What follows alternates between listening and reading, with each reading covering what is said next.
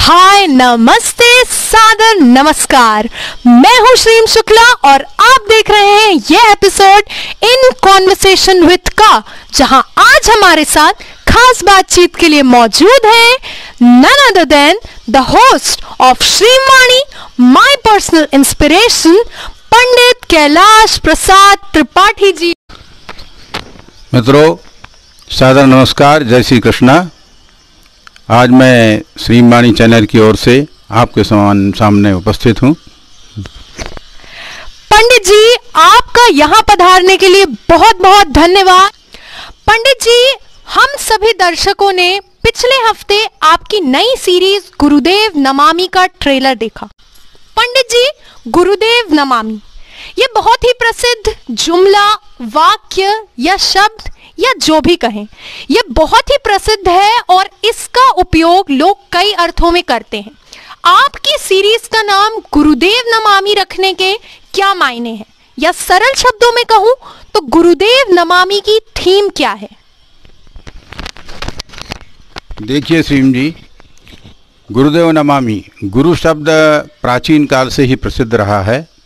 चूँकि जिनका मैं वर्णन करने जा रहा हूँ वो मेरे आराध्य, पूज्य और श्रद्धेय गुरु रहे हैं, जिनके संपर्क में आने से मेरे जीवन में आमूल चूल परिवर्तन हुआ है। चूँकि गुरु शब्द ऐसा है जो सर्वव्यापी है, सर्वमान्य है, इसलिए हमने इस सीरियल का नाम गुरुदेव नमामि रखा है। बहुत ही बढ़िया पंडित जी, बहुत ही बढ़िया। पंडित जी, ट्रेलर में और आपकी बातों के माध्यम से हमें पता चला कि आपके महात्मा, या जिन्हें आप अपना महात्मा गुरु मानते हैं, उनके ऊपर यह सीरीज केंद्रित है। महात्मा जी के बारे में आप क्या बताना चाहेंगे? देखिए, महात्मा जी के बारे में तो जितना भी कहा जाए बहुत ही कम है, लेकिन मेरे संपर्क में जो किशोर अवस्था से या बाल्यकाल अवस्था से मेरे जीवन में आए और उनके समस्त कार्यों ने, उनके चाहे सामान्य जो जीवन के रूटीन हैं या उनके जो आध्यात्मिक विचार हैं, सिद्धांत हैं, व्यवहार हैं, उन सभी ने मुझे प्रभावित किया। और इस प्रकार से आप आगे सीरियल में भी देखेंगे कि किस तरह से जो है उनका जीवन और उनके जीवन का जो प्रभाव है वो मेरे ऊपर पढ़ा, तथा मेरे कुछ साथी जो संस्कृत विद्यालय में पढ़ते थे उनके ऊपर पढ़ा। वो सभी आपके सामने इस सीरियल के माध्यम से हम प्रस्तुत करेंगे। पंडित जी, यह तो बात हो गई कि महात्मा जी के ऊपर ये सीरीज है, परंतु महात्मा जी असल में थे कौन, या उनका नाम, या यूं कहूं कि आपके जीवन में उनका महत्व या रोल क्या रहा है? देखिए, उनके जहाँ तक नाम का प्रश्न है तो वो एक ब्राह्मण कुल में विप्रवंश में उत्पन्न हुए थे और उनका नाम जो घर का था वो था जमुना प्रसाद पांडे। लेकिन महात्मा होने के बाद वो जागेश्वरानंद जी नाम से संसार में जाने गए और पूरे जीवन पर और मेरे जीवन पर ही नहीं, कई लोगों के जीवन पर उनका प्रभाव पड़ा है और उन्होंने उनसे बहुत सारी बातें सीखी भी, शिक्षा भी ली और जीवन में एक परिवर्तन लाने का श्रेय मैं जो है महात्मा जी को देता हूँ। सबसे बड़ी बात तो ये है कि महात्मा जी ने हमारे ऊपर दया और कृपा की है। वो करुणा के स्रोत थे, प्रेम के स्रोत थे, ज्ञान और अध्यात्म के भी स्रोत थे। बहुत ही बढ़िया पंडित जी, और इस सीरीज को देखने के लिए हम सभी बहुत उत्सुक हैं। पंडित जी, यह तो बात हो गई सीरीज और उसकी विषय वस्तु की, परंतु मैं अब आपसे यह जानना चाहूंगी कि एक दर्शक के रूप में हम इस सीरीज से अपने जीवन में महात्मा जी के विचार या उनके प्रभाव से इस सीरीज के माध्यम से अपने जीवन में किस प्रकार के बदलाव की अपेक्षा कर सकते हैं? यद्यपि तो उनका सामान्य जीवन भी अनुकरणीय था, लेकिन उनका जो आध्यात्मिक जीवन था वो तो अत्यंत ही महत्वपूर्ण था। एक संत में, एक महात्मा में क्या गुण होना चाहिए, वो समस्त गुण शास्त्रीय आधार पर, पौराणिक आधार पर, या जिन संत कवियों ने भी महात्मा के जो गुण बतलाए गए वो सभी गुण उनमें विद्यमान थे। तो मैं जहाँ तक समझता हूँ कि मेरे ऊपर ही नहीं, जो आने वाली पीढ़ियाँ हैं उनके ऊपर भी उनका समुचित प्रभाव पड़ेगा इस सीरियल के माध्यम से। पंडित जी, आपने अभी कहा कि आने वाली पीढ़ियों पर इसका प्रभाव पड़ेगा। इस सीरीज के माध्यम से तो ठीक है, परंतु आप आज की युवा पीढ़ी को अध्यात्म को अपनाने को लेकर क्या सलाह देना चाहेंगे? मैं चाहता हूं कि आजकल वर्तमान में जो विसंगतियां चल रही हैं, उन विसंगतियों से अलग हट करके और लोग थोड़ा सा यदि थोड़े सा अंतर्मुखी होने का यदि प्रयास करेंगे, जो नई पीढ़ी है केवल बाह्य जो आकर्षण है, बाह्य जो प्रदर्शन है, उससे थोड़ा सा हट करके यदि थोड़े से भी अंतर्मुखी होते हैं तो मैं ये कह सकता हूँ कि निश्चित रूप से उनके जीवन में एक परिवर्तन आएगा। बहुत ही अलग प्रकार की और मेरे विचार से उपयोगी सलाह थी।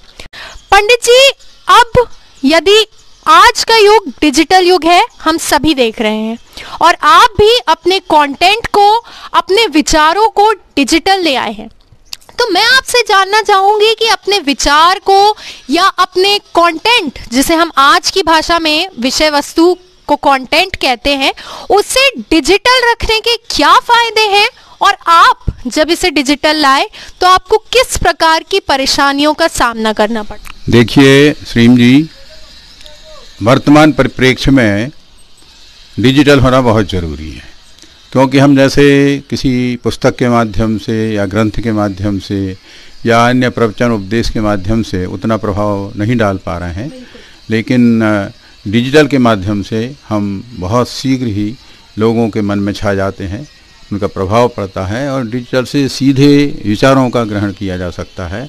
इस प्रकार से हमने इस डिजिटल को अपनाया है, और थोड़ी प्रॉब्लम समस्याएं तो हमारे किसी भी कार्य में आती हैं, स्वाभाविक है, लेकिन फिर भी हमने श्रीम वाणी चैनल को बहुत अच्छे ढंग से लाने का प्रयास किया है, और मेरी समझ से देश और विदेश में लोगों ने गोपी गीतम को लाइक किया है, पसंद किया है, और लोगों ने देखा है। बिल्कुल सही पंडित जी, और आपकी इस आध्यात्मिक पवित्रता के साथ इस नए जमाने के डिजिटल का संगम हम सभी के लिए अत्यंत ही अनुकरणीय है। पंडित जी, अब यहाँ पर बात हो रही है कि यह एक सवाल मेरे और हमारे दर्शकों के मन में चैनल की शुरुआत से ही है कि इस चैनल का नाम श्रीम वाणी क्यों है? देखिए श्रीम जी, श्रीम शब्द का अर्थ होता है लक्ष्मी, और वाणी शब्द का अर्थ होता है सरस्वती। तो हमने लक्ष्मी और सरस्वती के संगम को अपनाया है, और हमने आशा की है कि हमारे दर्शक श्रीम और वाणी को लेकर के अपने जीवन को बड़े अच्छी सफलता के ढंग से व्यतीत कर सकते हैं, और ये संपत्ति, ऐश्वर्य और वाणी सरस्वती ज्ञान तो हमारे लिए सांसारिक दृष्टि से संपत्ति और आध्यात्मिक दृष्टि से ज्ञान का बड़ा महत्व है। इसको दृष्टिगत रखते हुए हमने श्रीम वाणी चैनल का नाम श्रीम वाणी रखा है। निश्चित रूप से ही पंडित जी, आपके इन वाणी, इन संपदा, लक्ष्मी या श्रीम रूपी वाणी से हम इतने संपन्न हो जाएंगे कि दुनिया की किसी भी क्षेत्र में हम निश्चित ही तरक्की करेंगे, और इसका श्रेय बिल्कुल ही श्रीम वाणी को ही जाएगा। पंडित जी, एक बहुत ही आपके बारे में प्रभावित करने वाली बात कि आपने केंद्रीय विद्यालय और नवोदय विद्यालय में कई वर्षों तक प्राचार्य के रूप में सेवा की है। तो पंडित जी, ऐसे ऊंचे और इतने मॉडर्न, जिन्हें हम कहें मॉडर्न शिक्षा संस्थानों में कार्य करने के बाद भी आज आपकी आध्यात्मिकता इतनी ज्यादा सरल कैसे है?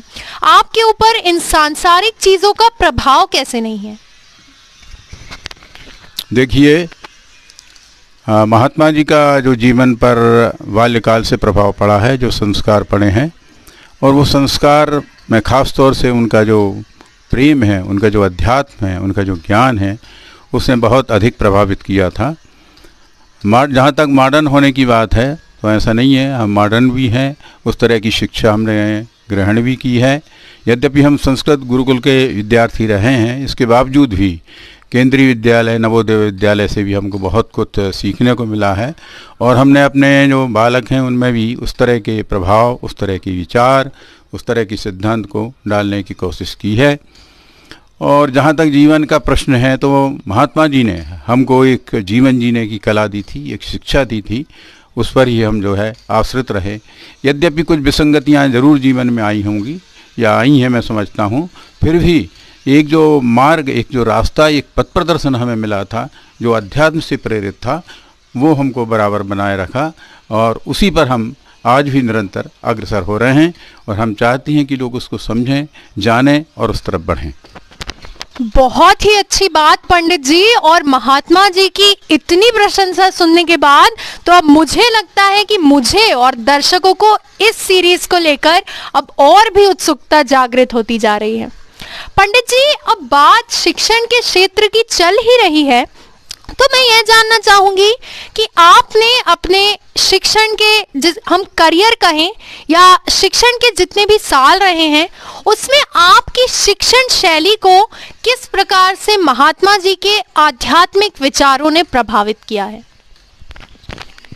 देखिए, बाल्यकाल में या किशोर अवस्था में जो संस्कार पड़ जाते हैं वो जीवन भर बने रहते हैं, ऐसा मैं समझता हूँ।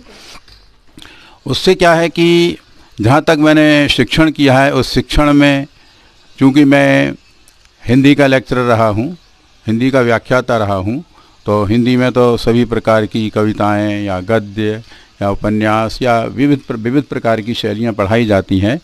उन सब में भी मैंने एक आध्यात्मिक विचारधारा या दार्शनिक विचारधारा या भगवत प्रेम की विचारधारा को कहीं न कहीं संपुटित करके अपने बच्चों में लाने का प्रयास किया है। और आज में मैं देखता हूं कि बहुत सारे विद्यार्थी जो मेरे संपर्क में हैं और उनमें वो बातें पाई जा रही हैं, वो अनुभव कर रहे हैं। जब भी वो मुझसे बात करते हैं तो उसमें संन्यास की बात भी होती है, अध्यात्म की बात भी होती है और उन बातों पर हम विचार विमर्श करते हैं और निश्चित रूप से उनके मन में कहीं न कहीं मेरी प्रति एक श्रद्धा और प्रेम की भावनाएं आज भी विद्यमान है। इसलिए मैं ऐसा समझता हूं कि ये सभी महात्मा जी की कृपा, उनके सिद्धांत, उनके ज्ञान और उनका जो जीवन दर्शन था उसका ही परिणाम है। अत्यंत ही प्रभावशाली पंडित जी, और अत्यंत ही भाग्यवान है वे विद्यार्थी जिन्हें आपके शिक्षण का सानिध्य प्राप्त हुआ। परंतु पंडित जी, आजकल हर किसी को आपके जैसे गुरु नहीं मिलते, पर फिर भी आज की युवा पीढ़ी में कई ऐसे युवा हैं जो भटके हुए हैं या उन्हें अपनी मंजिल नहीं पता, और मुझे लगता है कि उन्हें आध्यात्म रूपी रास्ता दिखाने वाले आपके जैसे गुरु की आवश्यकता है, पर सबको नहीं मिल सकते। तो आप उस युवा पीढ़ी को अध्यात्म को किस प्रकार अपनाने के लिए क्या सलाह दें? देखिए श्रीम जी, आपने जो कहा कि मेरे समान कोई गुरु नहीं है, ऐसा नहीं है। संसार में बहुत विद्वान लोग हैं, पढ़े लिखे लोग हैं, समझदार हैं, जिनको सभी प्रकार की शिक्षा, विधि और पद्धति का ज्ञान है। और आचार्य भवभूति ने जैसा कहा है, उत्पत्स्ते मम कोपि समान धर्मा कालो ह्यम निरवधिर विपुला च पृथ्वी। तो ये धरती बहुत बड़ी है, ये पृथ्वी बहुत बड़ी है, संसार बहुत बड़ा है, तो इसमें सभी प्रकार के जो गुरु हैं विद्यमान हैं, शिक्षा देने वाले हैं। मैं तो एक छोटा सा हूँ, लेकिन मैं चाहता हूँ कि यदि किसी के अंदर आध्यात्मिक चेतना का यदि विकास हो जाए, भगवत प्रेम का विकास हो जाए, इसलिए हमने गोपी गीतम में भी इसी प्रकार की बात कही है। कहीं भी हमने सांसारिक बात कहने का प्रयास नहीं किया है और हमने पूर्ण आध्यात्मिकता, पूर्ण भगवान का प्रेम, पूर्ण भक्ति भावना, उसी प्रकार की बात कही है। क्योंकि आज दुनिया में संसार की बातें तो बहुत सारे लोग कह रहे हैं, बहुत सारे उपदेश दे रहे हैं, लेकिन मैं चाहता कि इसमें प्योरिटी बनी रहे। इसलिए मैंने कोई मॉडर्न बातें, मॉडर्न विचारधारा या आधुनिक जो पद्धति से लोग कह रहे हैं, बहुत सारी सुधार की बात कर रहे हैं, मेरा कहना है कि मैं ये चाहता हूँ कि सीधा जड़ में जो है जल दिया जाए, पानी दिया जाए, तो अपने आप ही पौधा पल्लवित भी हो जाएगा, पुष्पित भी हो जाएगा और फलित भी हो जाएगा। तो श्रीमवाणी चैनल ने गोपी गीत के माध्यम से या अन्य प्रवचनों के माध्यम से या हम गुरुदेव नमामि जो प्रस्तुत करने जा रहे हैं उसके माध्यम से हम जड़ में पानी देने का, खाद देने का प्रयास करेंगे, जिससे कि चाहे वो नई पीढ़ी हो या आने वाली पीढ़ी हो या जो पिछली पीढ़ी हो, उन सभी को एक नई चेतना, नए विकास का पथ, नया अध्यात्म पथ जरूर ही मिलेगा, ऐसा मैं मानता हूँ। बिल्कुल सही पंडित जी, और मुझे लगता है कि आज की युवा पीढ़ी को आध्यात्मिकता और पवित्रता के कार्यों में जरूर ही संलग्न होना चाहिए, और श्रीमवाणी चैनल से अच्छी जगह मेरे विचार से तो उनके लिए और कोई नहीं है। तो बहुत बहुत धन्यवाद पंडित जी कि आज आप हमारे साथ यहाँ आए, आपने अपना अमूल्य समय हमें दिया। हम बहुत ही धन्य हैं आपको यहाँ हमारे साथ पाकर, और बहुत ही मजा आया बातचीत करके। और अब पंडित जी ये अंतिम प्रश्न कि कब आ रही है गुरुदेव नमामि? हम पूरा प्रयास कर रहे हैं कि जल्दी से जल्दी ये गुरुदेव नमामि सीरियल आए, और हमने जो सोचा है, जो विचार किया है कि जब सूर्य उत्तरायण होंगे, मकर संक्रांति के पर्व से सूरज की नई किरणों के साथ हम श्रीवाणी चैनल के माध्यम से इस गुरुदेव नमामि सीरियल को प्रारंभ करने जा रहे हैं। आपको धन्यवाद। जय श्री कृष्ण। बिल्कुल पंडित जी, बहुत बहुत शुक्रिया एक बार फिर से कि आज आप हमारे साथ यहाँ आए, और बहुत बहुत शुक्रिया मेरे दर्शकों आपको कि आपने अंत तक हमारे इस वीडियो को देखा। अगर आपको ये वीडियो पसंद आया हो तो हमारे चैनल को सब्सक्राइब करें, इस वीडियो को लाइक करें, और जितना हो सके इसे शेयर करें, ताकि ये आध्यात्मिकता आपके सभी परिजनों, आपके मित्रों, आपके बच्चों और सभी तक पहुंच सके। तो आज का एपिसोड यहीं खत्म होता है। बहुत बहुत धन्यवाद, फिर मिलेंगे। जय श्री कृष्ण।